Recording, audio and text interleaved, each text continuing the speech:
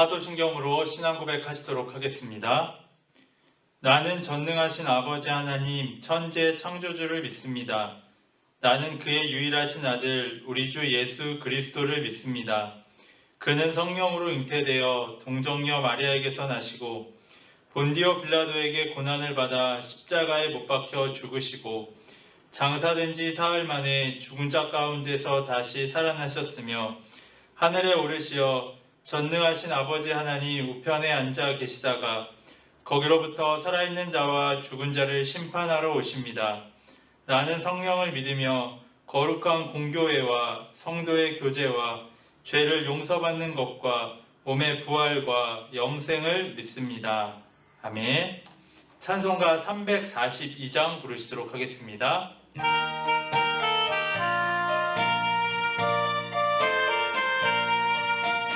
너 시험을 당해 죄 짓지 말고 너 용기를 다해 곧 물리치라. 너 시험을 이겨 새 힘을 얻고 주 예수를 믿어 늘 승리하라. 우리 구주의 힘과 그의 위로를 빌라. 주님 내 편에 서서 항상 도우시리. 내 친구를 삼가 잘 선택하고 너 언행을 삼가 늘 조심하라. 너 열심을 다해 늘 충성하고 온 정성을 다해 주 봉사하라. 우리 구주의 힘과 그의 위로를 빌라. 주님 내 편에 서서 항상 도우시리.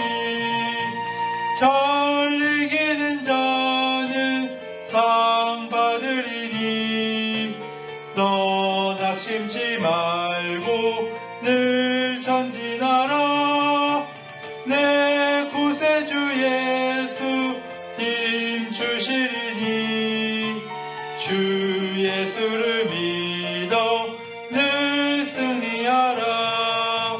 우리 구주의 힘과 그의 위로를 빌라. 주님 내 편에 서서 항상 도우시리. 아멘. 오늘 하나님께서 주신 말씀은 욥기 8장 1절에서 7절까지 말씀입니다.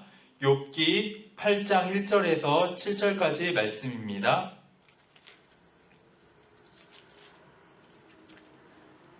수아 사람 빌닷이 대답하여 이르되 내가 어느 때까지 이런 말을 하겠으며 어느 때까지 내 입의 말이 거센 바람과 같겠는가.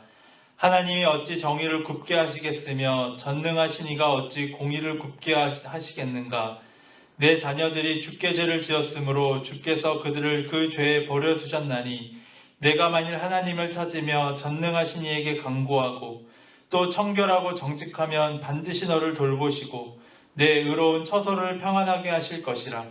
내 시작은 미약하였으나 내 나중은 심히 창대하리라. 아멘. 오늘도 주님의 은혜가 가득한 하루 되시기를 바랍니다. 오늘 욥기 8장에서는 욥의 친구인 한 명인 빌닷이라는 사람이 나옵니다. 이 빌닷이라는 사람이 이야기를 하는데 이 사람도 어떤 틀에서 이야기를 하고 있냐면 인과응보적인 틀에서 이야기를 하고 있습니다. 그렇기 때문에 저는 이 본문을 읽으면서 좀 우리가 대화의 관점에서 이 본문, 욥기 본문들을 한번 읽어나가시면 또 새롭게 느껴지시는 은혜가 있을 줄 압니다. 우리가 대화를 할 때, 사람과 사람이 대화를 할 때 어떤 사람과 대화가 잘 되냐면 그 이야기를 잘 들어주고 공감하는 사람과 대화가 잘 되고 소통이 잘 되죠. 그런데 이 소통이 잘 되고 공감이 잘 되게 하기 위해선 하지 말아야 할 것이 있습니다. 그것이 무엇이냐면 충조평판입니다. 충고, 조언, 평가, 판단이라는 것입니다. 우리가 대화를 할 때 나도 모르게 이런 것들을 많이 할 때가 있습니다. 상대방은 뭔가 이야기를 들어주고 내 이야기에 공감해 줬으면 하는데 우리는 이야기를 잘 들어준다고 하면서도 충고하거나 조언하거나 평가하거나 판단하게 되는 것이죠. 그러면 이야기하려던 상대방이 이야기를 그치게 됩니다. 왜냐하면 그 사람은 자신의 이야기를 들어주려고 하는 것이 아니라 자신의 그 사고에서, 자신의 틀에서 이야기하고 있기 때문입니다. 그러니까 이 사람이 지금 이야기를 듣고 있는 것인지 아닌지 판단이 제대로 서지를 않는 것이죠. 저는 욥을 보면서 욥의 친구들도 그렇고 욥의 이 어려움과 아픔에 대해서 이야기하는데 자꾸 친구들은 어떤 원리, 어떤 바른 말만 한다라는 것입니다. 당신이 옳다라는 책이 있습니다.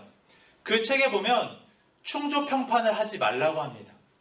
왜냐하면 충조평판이라는 건요, 나쁜 말이어서 그게 나쁜 것이 아니라 그것들은 좋은 말입니다. 그리고 옳은 말입니다. 그런데 그 옳은 말이고 바른 말이 오히려 사람을 상처 주고 아프게 할 수 있다라는 것입니다.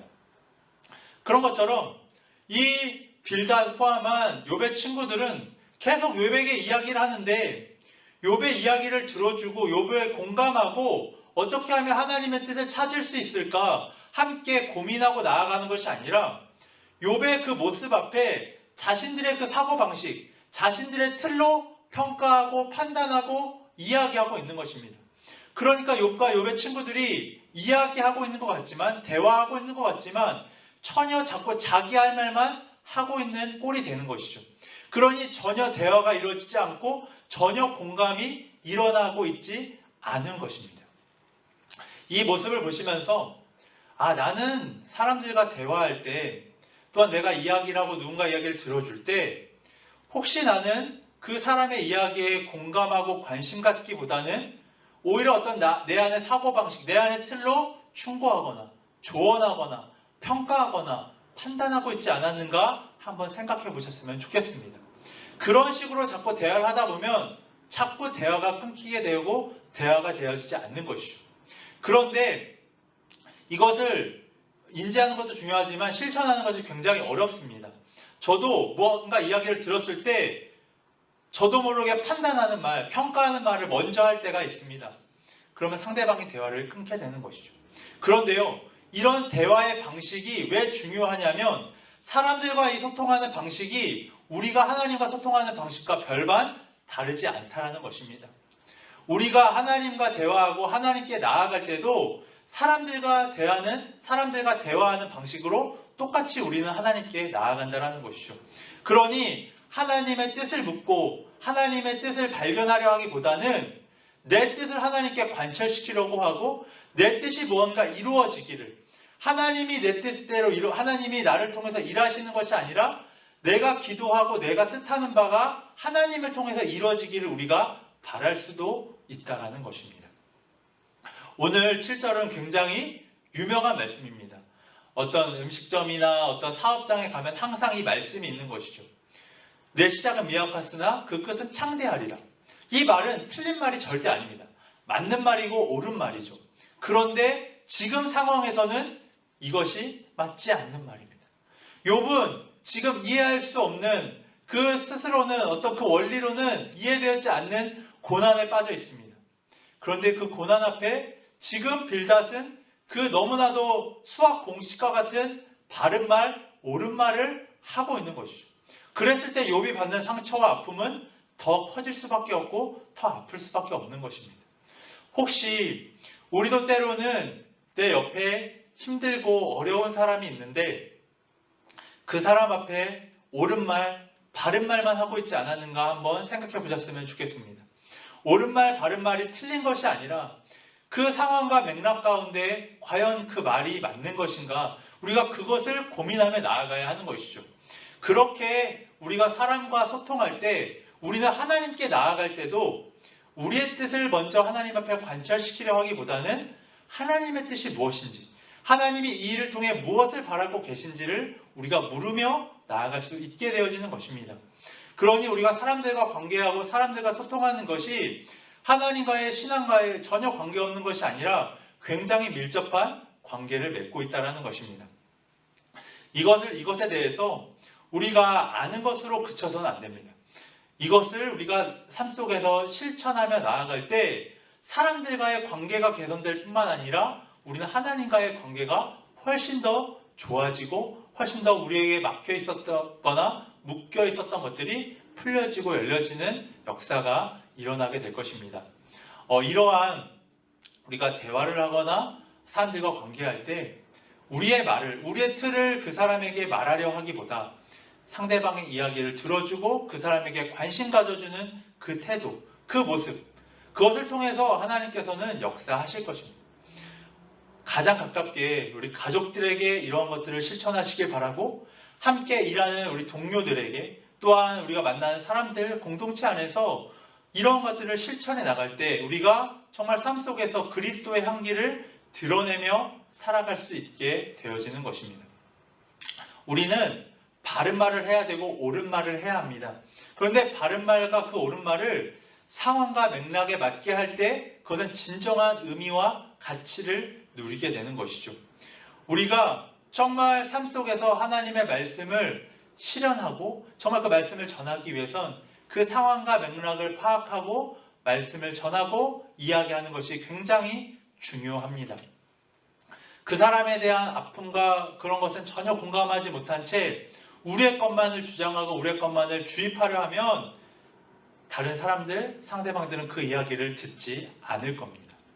우리가 먼저 다른 사람들에게 이야기를 들어주고 공감해 줄 때 사람들이 이야기를 하게 되고, 그럴 때 우리가 하는 이야기에 귀 기울이게 되고 집중하게 될 것입니다.